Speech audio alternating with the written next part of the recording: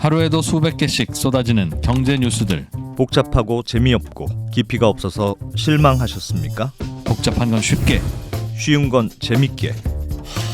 재미있는 건 깊게 전해드립니다. 뉴스는 이해다. 언더스탠딩. 유튜브에서 언더스탠딩을 검색하세요. 좋아요가 누른 당신 부끄럽군요. 구독 누르세요. 넘어왔네요. 네. 예. 자, 김현우 소장님. 행복자산관리연구소. 어서 오십시오. 안녕하세요. 네. 네. 안녕하세요. 어느새 와 계셨네요. 네, MBC 라디오 95.9 11시 52분 손경제 상담소의 김손상 김현우입니다. 김현우 소장님은 임금 피크제에 대해서 어떻게 생각하세요? 아 왜? 나 진짜 미치겠다. 아 밖에서 이걸 듣는데 네. 너무 조마조마했습니다. 네, 조마조마. 왜 이렇게 민감한 문제를? 저는 옆에서 얼마나 조마조마하겠습니까? 나 들어가기 전에 왜 이렇게? 아니 각자 의견을 얘기하고 나도 각자 판단하면 나도 되는데 의견을 얘기했어요. 저는 맞아. 근데 그렇게 각자 의견을 얘기하는데 저만 혼날까? 이유가 뭐? 맞아. 진짜 이상해. 맞네. 좋습니다. 임금 피크제. 넘어가지 마세요. 어떻게 생각하십니까? 네. 임금 피크제. 네. 늘 하면 안 될 것 같아. 아니 그렇진 않아요. 그럼 질문 다시 드릴게요. 김 소장님 보호해 달라잖아요. 지 마스터님이. 나이가 들어가면 네. 연봉보다 하는 일보다 연봉을 많이 받는 것 같습니까? 아니면 적게 받는 것 같습니까? 그때 다른 것 같은데 네. 다른 지금 당연히 다른 것 같. 사람마다 달라요. 네. 어. 그런데 모르겠어요. 많은 사람들이 어. 하는 일보다 받아가는 게 많다라고 생각하시는 분들이 많은 것 같아요. 아, 본인들이 네. 안 나가려고 왜냐면 하는 걸 보면 아니 그 위나 아래나 위나 아래나 예전에 우리 그 급여 구조 자체가 처음부터 시작한 게 예. 지금 고생하고 박봉이지만 나중에는 덜 고생하고 많이 줄게를 약속한 거잖아요, 모두 다. 예. 그게 연공제고. 어. 그게 군대 이병, 일병, 상병, 병장인 거고. 그렇지, 어. 그렇지. 네. 그런데 어. 어느 순간 이게 그건 아니야. 우리 합리적으로 일한 만큼 받아가야지라고 하는 순간 본전 생각나지. 이등병 때 걸레 빨았던 병장은 뭔 말 같지도 않은 소리야. 내가 지금 왜 걸레를 빨아야 돼? 야, 잘 피해가고 있어 지금까지. 그 잘 피해가고 마찰은 있어요. 그 단계에서는 늘 있는 것 같아요. 야. 그거를 저 얼마나 마찰을 부드럽게 해결을 하느냐가 스킬이고 뭐 어떤 그렇습니다. 묘인 것 네. 같은데. 야. 그래서 별로 걸려들지 않고 이렇게 재밌게 넘어갔는데. 그래서 저희들도 나중에 이제 김선상 소장님, 김현우 소장님이 네. 예. 이제 다 아이템도 떨어지고 뭐 항상 할 때도 재미도 없고 네. 그렇더라도 네. 저희는 계속 김현우 소장님을 모실 겁니다. 그러니까 네. 지금은 내가 해주는 것보다 출연료가 너무 짜. 아니 그거 라고 아니에요. 생각하시더라도 아닙니다. 네. 그냥 사원이나 대리급이다라고 생각하시고 아유, 네. 그냥 평생 직장으로 가시죠 여기. 네. 그럼 나중에 말 어떻게 바뀔지 모르는 게 또 이게. 이게 제가 뭐 진짜로 아까 라방에서도 이렇게 농담반 진담으로 말씀드렸지만 진짜로 제가 생산하는 혹은 이게 제공해드리는 컨텐츠의 질을 올리기 위해서 네. 조금은 쉬었다가 좀 정비를 하고 어허. 이건 괜찮은 아이템이 있습니다라고 하면 먼저 연락을 드리고 그때 저를 불러주실지 써주실지는 모르겠지만 네. 뭐 양질이면 쓰지 않겠습니까? 네. 그러니까 매번 일하는 만큼만 서로 주고받자. 사실 그게 제일 아름답죠. 제일 아름답죠. 알겠습니다. 네. 알겠습니다. 네. 건강보험. 네. 건강보험 예. 네, 건강보험. 들어보죠. 뭐 식상하지만 우리나라에서 모든 사람들이 거주자라면 가입하고 있고 혜택을 받고 있는 게 건강보험이죠. 국민건강보험인데 네. 하반기에 원래 7월 1일자로 바뀌기로 했었으나 예. 이게 대선 이후에 조금 손 봐가지고 하반기에 시행 여부를 결정할 것 같다라고 뭐 1월 9일에 애매하게 표현을 했는데 어쨌든 하반기에 시행은 될 것 같아요. 네. 그리고 검토 중인 사안이 있고 정해진 사안이 있는데 건강보험 중에서 몰라도 되는 분들도 계세요. 직장 다니시는 뭐 20대 초반, 예. 중반, 후반까지. 그런데 만약에 부모님이 지금 피부양자로 계시거나 아니면 건강보험 직장 가입자이지만 투잡을 생각하고 있거나 뭐 이런 분들 같은 경우에는 또 차이가 생길 수 있고요. 그다음에 지역 가입자 분들은 완벽하게 달라지니까 거의 뭐 천지개벽 수준으로 달라진다. 과장 조금 못해서 그럴 수 있으니까 알아두시면 뭐 미리 우리가 대응을 할 수 있는 게 많지는 않겠지만 점차 조금 알아두셔야 될 거는 있습니다. 좀 예. 약간 길게 보자면 텀을 길게 보자면 뭐 중간중간 보시면은 왜 그러구나. 그러니까 뭐 목차 같이 타이틀부터 먼저 말씀을 드리자면 금융상품을 이제 앞으로 가입할 때도 조금 큰 금액 혹은 긴 기간에 가입한다 그러면 건강보험료도 신경 써서 금융상품을 가입해야 될 필요가 있는 거고. 네, 그래서 그런 부분들을 조금 짚어야 된다라는 겁니다. 뜬금없죠. 되게 금융상품 가입하는데 건강보험을 고려해야 돼. 뜬금없네요. 네, 뜬금없는데 들어보시면 아 그래야 되는구나 예. 할 수 있습니다. 어떻게 건강보험에 대해서 개편 때문에 지금 그렇다는 네, 거죠? 그렇습니다. 바뀌는 것 때문에 일단 뭐 어떤 것들이 바뀌는지 한눈에 보자면 표로 한번 띄워주시자면요. 네. 예. 자, 이제 저 소장님 말씀 건보료에 집중해 주세요. 더 네. 이상 이제 인피제 가지고 아직도? 토론하지 마시고. 아직도 아이고 참. 아무리 생각해도 2% 논리는 말이 안 돼. 그래서 지금 또 뭐 토론 시작하시는 분 계시는데요. 네, 네. 잘못했습니다. 네, 일단 이제 건보료 얘기합시다. 네, 건강보험료입니다. 건강보험료. 어그로 진짜 잘 끄시라요. 네. 진짜. 네. 자, 건강보험 달라지는 거 화면 잠깐 다시 띄워주시면요. 예. 일단 뭐 지역가입자 달라지는 거, 이 평가소득제라는 게 폐지가 되고 종합과세소득이 적용됩니다. 이거 뒤에서 자세하게 설명을 해드리고요. 재산에 대해서도 부과가 되잖아요. 지역가입자는 그겁니다. 저 월급 받으시지 않는 분들. 이게 지역가입자가 생소하실 수 있는 분들도 계시니까 월급 받는 분들 아닌 자영업 하시는 분들이나 뭐 이런 분들, 그분들은 소득 플러스 세금, 재산 플러스 자동차에 대해서도 보험료가 부과되는데 그런 방식이 바뀐다. 지역가입자들. 네, 예. 재산에 대해서는 일정 부분 공제를 해주고 나머지 금액에 대해서 부과를 하는데 그 공제 금액이 좀 커집니다. 이건 유리한 거죠. 예. 이것도 유리한 거고, 그다음에 자동차 보험료도 그냥 차량에 대해서 다 부과를 했는데 대부분의 차량에 대해서 이제는 4천만 원 이상 고가차만, 그러니까 비싼 전기차 차만 한다. 이런 것들에 대해서 부과를 한다. 예, 그렇게 재산에 대해서는 재산 5천만 원까지는 다 빼준다. 그렇죠. 내 재산 중에 5천만 원은 다 빼준다는 네, 거죠. 다 빼준 겁니다. 기존에도 빼주긴 빼줬었는데 조금 재산 빼주다가 네, 재산별로 누진해가지고 빼주는 것들이 그게 있었습니다. 바뀐다. 그런 거 네, 깔끔하게 예. 해서 그냥 5천만 원 빼자 이런 알겠어요. 거고, 자동차 보험료도 4천만 원짜리 이상 고가차에 대해서만, 이 자동차는 그 감가상각 다 한 거, 차량 재산가액 그거 평가해가지고 부과를 하는 겁니다. 예. 그다음에 이제 피부양자 제외 기준, 이게 사실은 되게 중요한 건데, 네. 부모님들 소득이 없으신 분들 은퇴하시고 나서 이제 자녀들의 건강보험에 얹혀서 간다는, 소위 말해서 그렇게 얹혀간다는 경우들 있잖아요. 예. 그런데 그 분들이 소득이 있으면 얹혀서 갖지 못하고 보험료를 따로 내셔야 됩니다. 그렇죠. 그 기준이 요거였는데 지금까지는 요건데 이제 3,400만 원 초과해서. 까다로워집니다. 2천만 원, 연소득이 2천만 원만 초과해도 되는데 여기는 이제 국민연금이나 이런 것들도 포함이 되고요. 예. 뭐 금융소득이나 이런 것들도 포함이 되니까 그건 뒤에서 자세하게 설명을 해드리고, 예. 재산 기준도 까다로워집니다. 어허. 과표, 그러니까 세금을 내야 될 기준 자체가 5억 4천에서 3억 6천으로 떨어지다 보니까 이게 공시가 6억짜리 예. 주택에 해당하면, 그러면서 1,000만 원 이상 소득이 잡히면 피부양자 건강보험료를 내셔야 된다라는 거고, 예. 네, 보험료 별도로 경감 내야 이런 된다. 것들 예. 떨어지면서 경감 있는지 없는지 요거는 바뀔 수도 있는 부분이고, 직장가입자 같은 경우는 아까 투잡하시는 분들, 네. 그분들 같은 경우는 추가 소득이 2천만 원 초과하면 예. 그때부터는 이제 건보료를 추가적으로 부과를 할 수 있다 하는데, 다만 초과분에 대해서 부과를 하는 거니까 금액이 그렇게 많진 않다. 크지는 않을 겁니다. 그러면 전체적으로 네. 지역가입자는 조금 이렇게 덜 내게 만들어주는 거고, 네, 피부양자 제외 기준은 강화되는 거예요. 까다로워지고요. 네. 직장 가입자의 부수입도 좀 더 엄격하게 조금 보겠다는 엄격해지고. 거고. 그렇습니다. 그런 거네요. 예. 질문 있습니다. 예, 저게 네. 개인별로 기준을 정합니까, 소득을? 그렇진 않습니다. 그러니까 피부양자 탈락 여부를 볼 때는 네. 개인별로 봐요. 네. 네. 개인별로 보는데, 그러니까 즉 할머니 할아버지가 갖고 두 분이 계신데 네네네네. 할머니 재산, 할아버지 재산을 각각 예. 서로 다른 걸로 보고 그 룰을 적용하는지. 그때까지는 개인별로 탈락 여부를 결정할 때는, 예. 개인별로 그다음에, 탈락은 못 결정한다. 만약에 아버지가 탈락했다, 그러면 아빠만 피부양자 아니야, 엄마는 피부양자, 이게 안 돼요. 부부는 한 몸입니다. 그렇게 할 때. 부부는 한 몸이다. 한 몸으로 예. 가서 한 분이 탈락해도 같이 딸려 들어가요. 어머나? 예. 그러니까 그러면 할머니 재산과 할아버지 재산인데 할머니 재산이 좀 많은데 할머니가 탈락할 것 같으면 예. 빨리 요거를 떼서 할아버지한테 줘가지고 맞춰서. 딱 이렇게 낮춰야 되네요.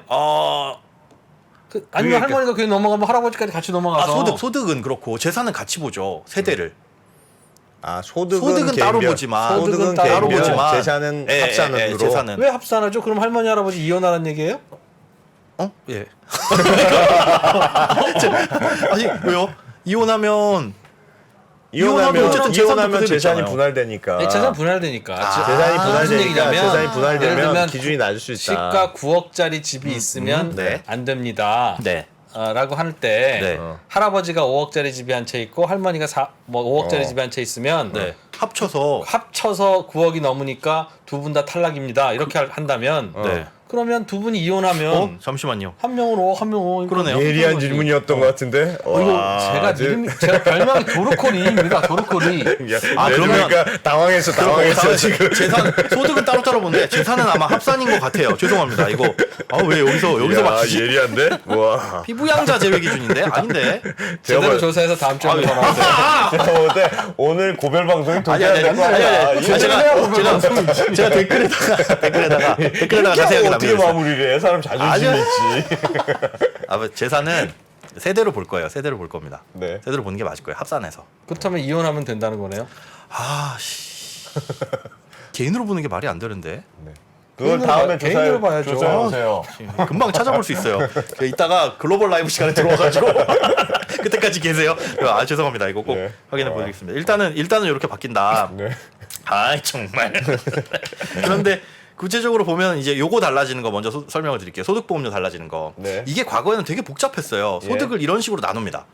그러니까 소득이 연간 연봉이 여기에 해당하면 1,200점. 네. 뭐 여기에 해당하면 1,400점 이런 식으로 이렇게 해서 점수를 내요. 점수를 낸 다음에 이 점수에다가 매년 점수당 금액이 달라지는데 그걸 곱하는 겁니다. 그게 건강보험료예요. 이해되셨나요? 예. 그러니까 네. 이 자영업자의 소득은 예. 그 연간 소득 딱 결정이 되잖아요. 종합소득세 신고하고 나서 네. 내가 작년에 5천만 원 벌었습니다. 그러면 그 소득에 대해서 건보료를 몇 프로 이렇게 부과하는 게 아니라 네. 그 소득에 각 구간별로 점수가 있습니다. 예. 작년에 네. 5천 벌었습니다. 그러면 여기네. 요 사이죠. 43등급. 그 점수가 1,431점이에요. 네. 이 점수에다가 매년 올라가는 점수당 금액을 곱해서 그래서 결정한다. 그렇죠. 예, 그게 예. 건강보험료예요. 예. 복잡해졌죠. 그러니까 직장인 연봉은 4,900과 5,100이 건보료가 다른데 그렇죠, 자영업자 그렇죠. 소득은 4,900과 5,100은 다 43등급에 속해서 똑같다. 맞습니다. 그 소득에 얘기네요. 대해서는. 그런데 5,190과 5,191만 원은 차이가 크겠죠. 이게 네. 계단식으로 되어 있어요. 약간 아하. 그렇게 되어 그건 있는데 뭐 이렇게 맞추기가 어렵네요. 지금까지는 이랬는데 이게 개편이 되고 나면 이것도 그냥 정률제로 바뀐다. 일정률을 곱해가지고 계산을 합니다. 간단하게 바뀌어요. 등급으로 안 하고. 그렇죠. 그냥. 그러다 보니까 어떤 분들은 보험료가 개편 후에 확 낮아지는 분들도 계신가 하면 어떤 분들은 보험료가 별로 차이가 안 나거나 어떤 분들은 알겠어요. 보험료가 더 위에 내게 되는. 턱걸이로 있느냐 밑에 턱걸이 있느냐. 그렇죠. 차이에 그리고 따라. 소득이 높아질수록 건강보험료를 기존보다 많이 내시게 될. 그러니까 네. 소득 중심 기반으로 간다라는 게 개편안의 핵심이었잖아요. 네. 그러다 보니까 소득이 많으신 분들은 올라갈 수 있는데 그게 정부에서 지금 발표한 거로는 한 2%. 큰 돈 차이는 아니네요. 네, 큰 차이는 아닙니다. 뭐. 근데 이제 소득이 낮으신 분들은 차이가 조금 나죠. 뭐 어쨌든 저건 별 차이 없는 걸로 그냥 바뀐다는 것만 알고. 네. 이 정도는 별 차이 없는 덜 걸로 알고. 심각한 거다. 그다음에 저건. 이제 재산 같은 경우에는 이렇게 복잡했었어요. 뭐 2,700만 원 이하는 얼마를 빼고 얼마를 빼고 얼마를 빼고 해가지고 이런 식으로. 그런데 뭐 전세는 또 얼마고 월세는 얼마고 이게 또 다 달랐거든요. 예. 네. 지금 전월세 다른 거는 마찬가지긴 한데 이때 재산은 뭐 주택, 건물, 토지, 전월세 다 해당이 되지만 요거는 100%로 다 보고요. 주택, 건물, 토지 이런 것들. 근데 예. 내가 만약에 전세로 살고 있다. 전세 보증금 1억은 1억을 다 내 재산으로 보는 게 아니라 30%만 재산으로 봅니다. 왜냐 주택도 1억을 시세로 보는 게 아니라 시세로 다 매기는 게 아니라 공시가에 뭐 공정시장가액비율 60% 이렇게 곱해가지고 계산하는 것처럼 네. 전세가액도 1억을 보증금으로 갖고 있다라고 하더라도 30%만 해당이 됩니다. 그리고 지금까지는 부채를 차감하지 않았었어요. 네. 근데 앞으로는 개편이 되게 되면 부채를 차감하는데 다만 그 부채는 그 내가 살고 있는 집과 관련된 것만. 주택에 관련된 부채만. 그러니까 마이너스 통장을 뚫어가지고 그걸로 집을 샀다. 뭐 그럴 예. 분이 계시지는 않겠지만은 네. 그런 거는 이제 부채로 안 치고. 예를 들면 전세 5억을 끼고 6억짜리 집을 샀다. 그리고 내가 전세 보증금을 부채로 볼 것이냐? 네. 그거는 안 나와 있어요. 그거는 6억짜리 집으로 봅니까? 그럴 거예요. 왜냐하면 내가 살고 있는 거주 개념으로 한다 보니까 내가 사는 집에 있는 네. 부채만 네네. 부채다. 내가 거주하는 집 그리고 1세대 1주택에 대해서 뭐 이렇게까지 지금까지는 그렇게 나와 있습니다. 네. 그렇게 해서 부채로 빼준다. 입니다. 예. 여기까지는 다 어렵지 않죠? 네. 다 이해되셨죠?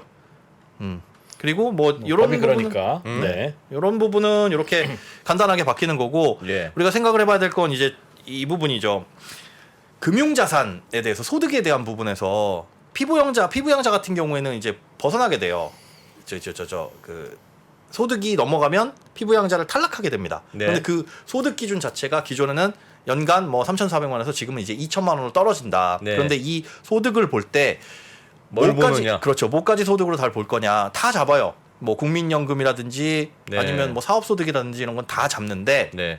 여기에서 이제 연금이지만 안 잡히는 것들이 개인연금들. 개인연금. 네. 알아서 가입한 내가 알아서 알아서 가입한. 그건 안 들어가고. 그렇죠. 알아서 예. 가입한 개인연금 중에는 연금저축이라든가 예. IRP 뭐 이런 것들 있죠. 예. 그러니까 연말정산 때 세액공제 받는 예. 의무적으로 가입해야 되는 거 아닌 거는 그냥 봐준다. 네, 봐줍니다. 근데 예. 재미난 건 내 돈 내고 내가 가입한 연금은 얼마를 받든지 간에 소득으로 안 봅니다. 안 보죠. 여기에 예. 이자가 얼마가 붙든 상관 안 해요. 예. 그게 세액공제용 상품이든 아니든 예. 현재 적격이냐 비적격에 따르지 않고 그냥 연금은 소득으로 안 보고 그러니까 네. 의무적으로 가입해야 되는 게 아니었기 때문에 네. 내가 알아서 그냥 가입했다. 알아서 가입한 거 그거는 소득으로 안 그게 봐요. 뭐든. 네, 네. 그게 뭐든 네. 그리고 거기에 이자가 얼마가 붙든 그거는 재산으로 안 치고 안 봅니다. 그런데 예. 문제는 은행이나 아니면 뭐 증권사나 뭐 해가지고 금융상품을 가입해서 연금이 아닌 금융상품을 가입해서 여기서 수익이 났다. 이자나 배당이 발생하잖아요. 펀드에 네. 가입했다. 그렇죠. 예. 거기에서 발생한 이자나 배당 소득은 소득으로 봅니다. 지금의 기준은 그게 연간 1,000만 원을 초과하면 예. 이 금융소득 종합과세 대상하고는 전혀 별개예요. 예. 그러니까 1년 동안 받은 배당. 이자와 배당 예. 그 1년 동안입니다. 다 합쳤을 때 1,000만 원을 초과하면 예. 그걸 다 소득으로 본다는 거. 아. 이해되셨죠? 이해됐어요. 연금에 넣으면 상관이 없고 여기에 넣으면 상관이 있어요. 상관 있고. 네, 모든 아하. 금융상품을 하면 그러면 예를 들어서 그럼 건보료가 오를 수 있다. 그럴 수 있죠. 근데 우리 금융상품 야 1년 동안 1,000만 원 벌면은 그 돈 많으신 분 아니야라고 할 수 있는데 이게 오랜 시간이 누적돼서 한 번에 나오는 경우 있잖아요. 예. 예를 들어서 뭐 ELS 같은 거. ELS 같은 거 3년 만기로 가입했는데 만약에 중도 상환 요건을 충족 못 했어요. 그래서 만기를 꽉 채웠는데 3년 동안 붙으니까 연 5%씩만 하더라도 내 돈에 뭐 한 15% 나올 수가 있잖아요. 그렇게 예. 되면. 그러면 한 1억 정도 넣어놨는데 3년 후에 보니까 1,500만 원이 붙어가지고 나오더라. 예. 그러면 이분은 건보료가 올라갈 수 있는 소지가 있는 안 겁니다. 내던 건보료를 피부양자에서 탈락할 수 있는. 그럴 수도 있죠. 그러니까 다른 재산과 이 소득을 합쳤을 때 재산이 뭐 3억 6천에서 9억 사이고 요 정도 되고 연간 1,000만 원을 초과하는 소득을 갖고 있으면 네. 피부양자에서 탈락되고 아하. 내야 되니까. 아하. 그런데 이제 재미난 건 자 ELS 아니면 뭐 해외 펀드 혹은 국내 펀드 중에서도 순수 국내 주식형이 아닌 예. 펀드들 혹은 뭐 ETF 뭐 이런 다양한 것들 이자나 배당 소득에 대한 과세가 발생하는 이런 것들을 네. 연금저축이라는 주머니에 넣어버리면 괜찮구나. 그쵸. 어. 그런데 연금이니까. 네, 연금이니까 괜찮은데 그러면 나 세액공제 받아야 되는 거 아니야? 이거는 내 선택이거든요. 그러니까 연금저축 펀드라는 주머니에 내가 펀드를 집어넣고 뭘 집어넣고 돈을 막 내다가 연말정산할 때 이걸 세액공제로 클릭하면 세액공제를 받을 수 있는 거고 예. 빼버리면 세액공제를 안 받는 거예요. 네. 그래서 연금저축 주머니 2개를 만들어 놓고 이거는 세액공제용, 연말정산용. 이거는 그냥 돈 굴리는 용. 네. 해가지고 여기서 굴려가지고 10년을 굴리든 20년을 굴리든 쭉 쌓아가지고 예. 내 낸 게 원금이 5천만 원인데 뭐 여기 수익이 잘 나서 10년 만에 1억이 됐다 해서 튀어나오더라도 이거는 기타 소득이니까 안 칩니다. 건보료 건보료 계산할 때? 계산할 때 이자나 배당 소득이 아니에요. 이건 기타 소득이에요. 하여튼 연금 통장에 연금이라는 이름이 붙어 있는 통장에 넣어뒀다가 빼는 돈은 괜찮다는 그렇죠. 거죠. 그거는 IRP도 마찬가지고요. 아니 그러면 네. 거기서 세액공제를 신청 안 했어요. 그럼 네. 뭐가 좋아요? 그럼 아. 세액공제 신청하면 안 돼요? 세액공제 신청하면 페널티가 붙죠.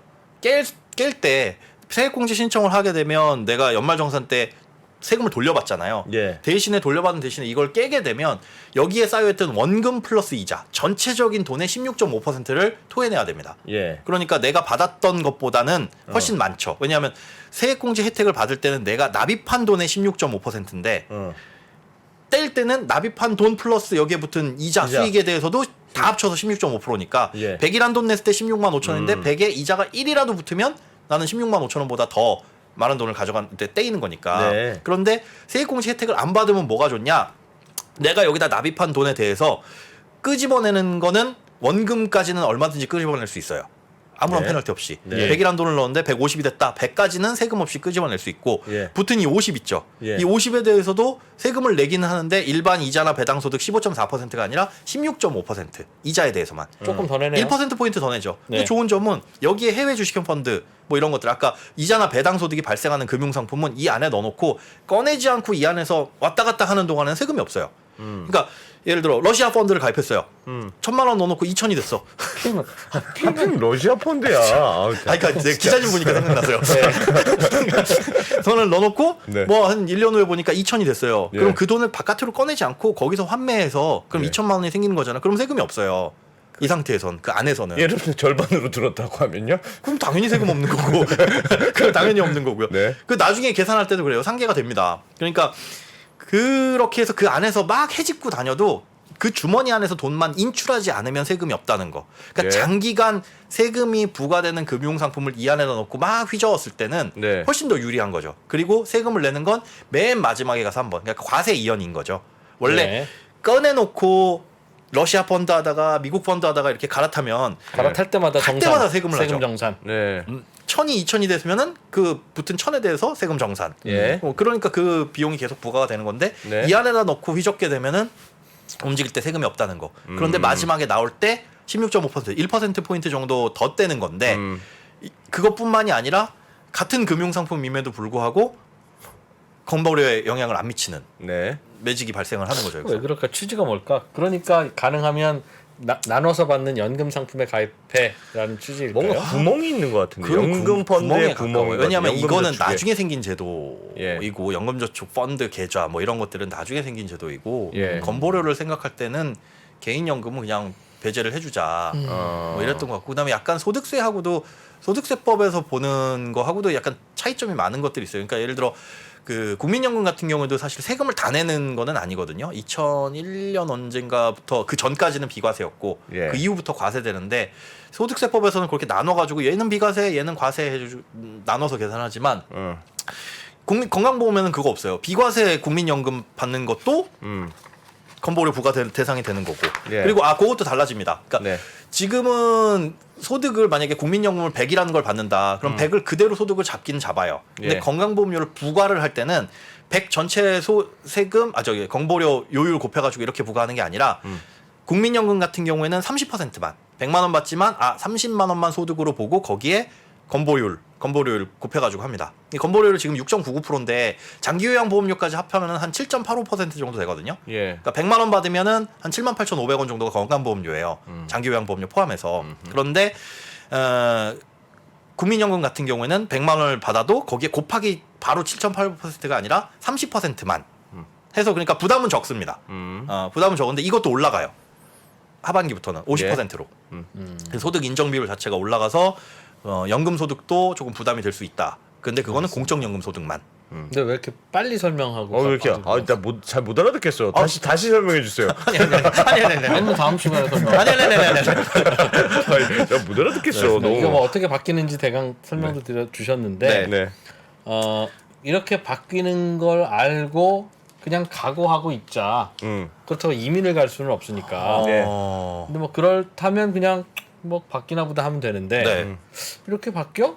그럼 이렇게 해야 되겠네. 라고 하는 뭔가 액션 지침. 할 수 있는 것. 할 수 있는 거. 내가 이런 상황에서 네.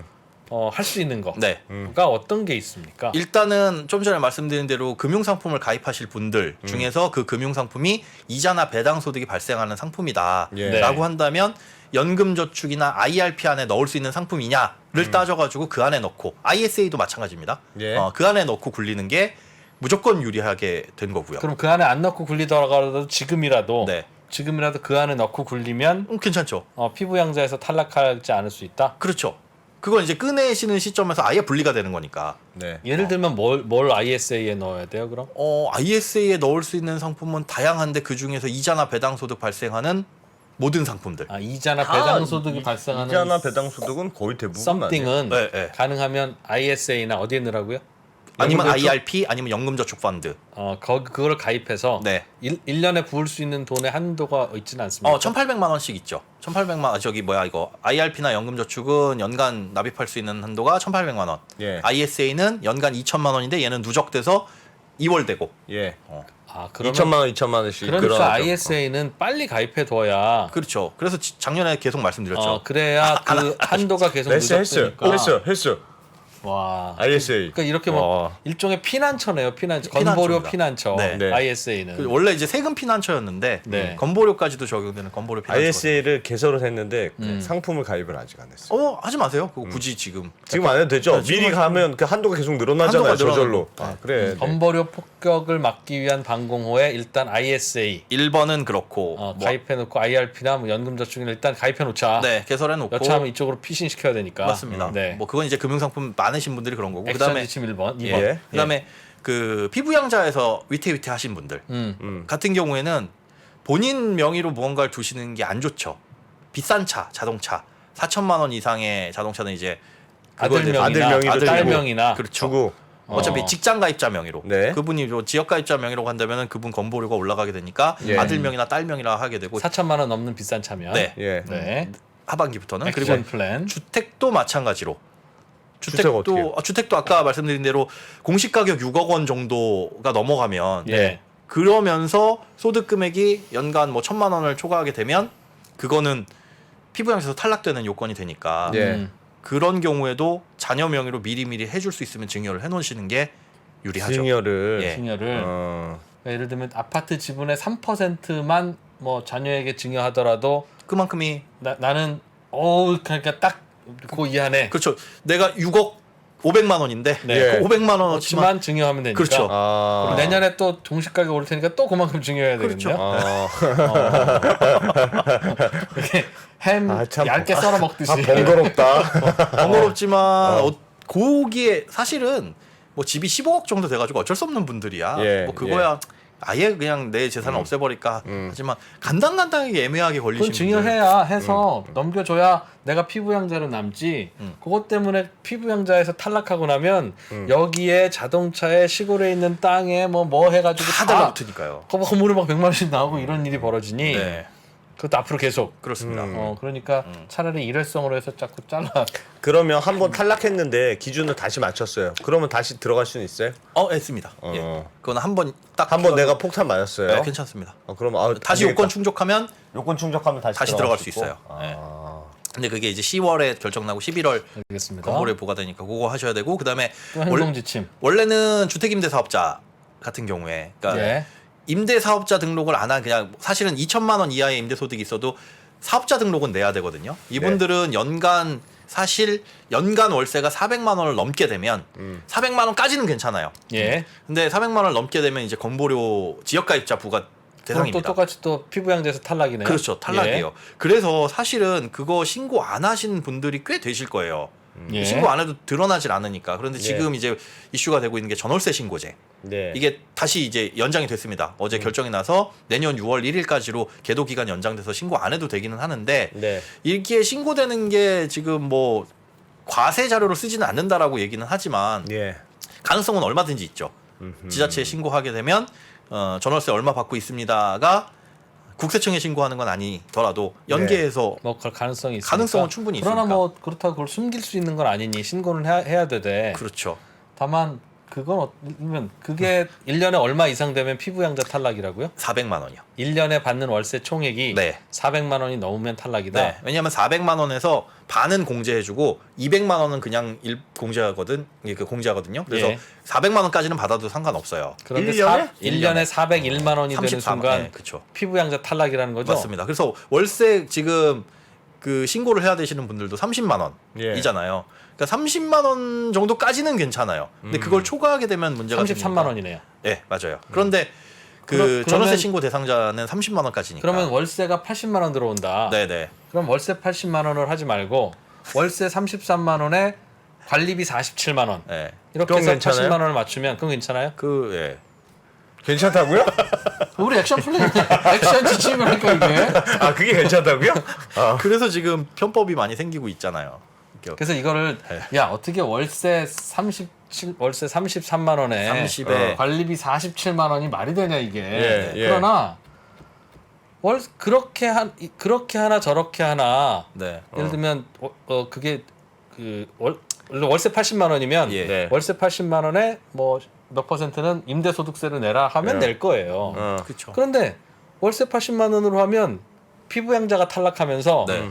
이것저것 다 해서 건보료가 막 100만 원씩 나오고 그러면 아니 월세가 33만 원인 거랑 34만 원인 거랑 뭐 그리 잘못이라고 그렇죠. 사람의 그렇게 인생을 되죠. 바꿔놓냐. 나도 그럼 편법으로 대응하겠다는 거니까 지금 그래서 실제로 그 전월세 신고제를 피하기 위해서 30 언더로 맞추고 예. 그 관리비를 올리는 곳들이 많이 있어요. 아, 그래요. 실제로 그렇게 움직이시는 분들 많이 있는데 이걸 잡아낼 수가 없어요. 걸러낼 수가 없어요. 그거는 뭐 법으로 관리비를 얼마 받으면 안 된다라는 게 없으니까. 나라 망하는 2%. 왜 조미리님은 왜 2%가 네. 나라 망하지? 다 지금 시장에서 그러고 있는 걸 그러고 있는데 그러니까 이거 알려주신 겁니다. 그게 이제 우리는 보통 시장에서 그런 짓을 하는 걸 두고 네. 야 월세 그거 세금 좀 안 내려고 그런 짓을 월세 하냐? 소득세 세금 안 내려고 그런 짓을 하냐? 근데 그게 아니죠. 철면피 같은 놈들아라고 하는데 세금 안 내려고 그런 게 아니라 월세 소득에 대한 세금은 80만 원이면 80만 원, 내면 70만 원, 되는데. 70만 원 내면 되죠. 저기 림님 지금 요즘 네. 월세 30에 관리비 40 받는데 많아요. 맞아요. 저래서 그래요. 그래서 근데 그래서 다만 그래요. 월세 30 관리비 40이 아니라 네. 월세가 40 되는 순간 예. 갑자기 지역 가입자로 전환이 바뀌면서 되면서 그냥 나의 인생이 갖고 있는 달라지죠. 부동산 자산이나 이런 거에 대해서 다 매겨버리니까 이러면 월세 안 넣는 것보다 못해요. 네. 이 문제에 대해서 김효수 님 어떻게 생각하십니까? 나이스. 56분에 클로징 멘트 해달라고 지금 PD님이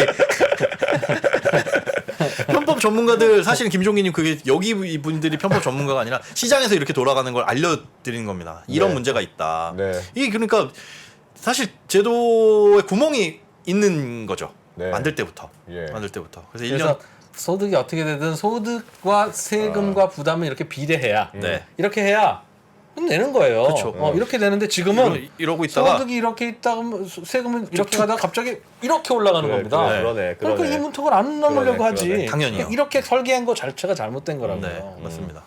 월세 소득이 1년에 20만 원이라도 세금 내게 하고 네. 200만 원이라도 내게 하고 2천만 원이라도 내게 하지만 그거는 이렇게 되어 있어야죠. 근데 네. 그렇게 안 되어 있어서 그러니 이 문턱을 당연히 피하려고 별짓을 다 하는 거죠. 맞습니다. 이걸 바꿔야지. 다음 주에 이거를 바꿀 방법에 대해서 없습니다. 아마 해야 될 것 같습니다. 없어요. 그저 세대별이에요, 개인별이에요. 그거는 제가 꼭 확인해서 그 다음 주에 해서 해주세요. 그거 잠깐 와서 그런 얘기한 거 같아요. 그거 세대별입니다. 그리고 맞습니다. 네, 정말 네. 양질의 컨텐츠로 준비해서 다시 또 알겠습니다. 돌아오도록 하겠습니다. 네. 네, 행복자산관리연구소 김현우 소장님 네. 고맙습니다. 네, 고맙습니다.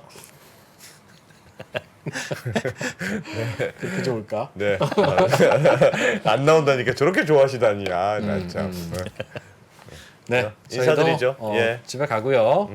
글로벌 라이브는 뭐 보시든지 마시든지.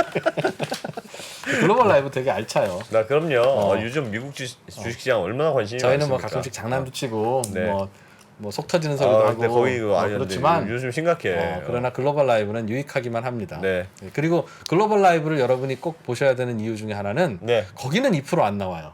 오. 그러니까 마음 편히 즐겁게 볼 수 있어. 네, 꼭 보시기 알겠습니다. 바라겠습니다. 네, 고맙습니다. 네, 월요일에 뵙죠. 미국, 중국, 러시아 이런 나라들의 움직임에 대해서는 관심이 어느 정도 생겼는데 거기에서 우리는 과연 뭘까? 우리는 체스판의 말이 아니다라는 생각을 좀 해야 좋겠어요. 어떻게 생각하세요? 우리 편 누굴까를 좀 더 고민할 수 있지 않을까 싶어요. 뒤집어 질문을 해보면 그러면 아시아에는 우리 친구가 있을까요? 제가 지구본 연구소 진행하면서 사실은 되게 마음에 걸리는 이만한 짐이 하나 있어요. 우리 옆에 있는 동남아를 내가 모른다. 우리가 처해 있는 아시아라는 지역을 자꾸 방관하고 유럽이나 미국의 어떤 시각에 맞춰가지고 그런 이제 개별적인 지식 이런 것들이 묶여가지고 큰 흐름들을 만들어내는 이야기, 그런 경험.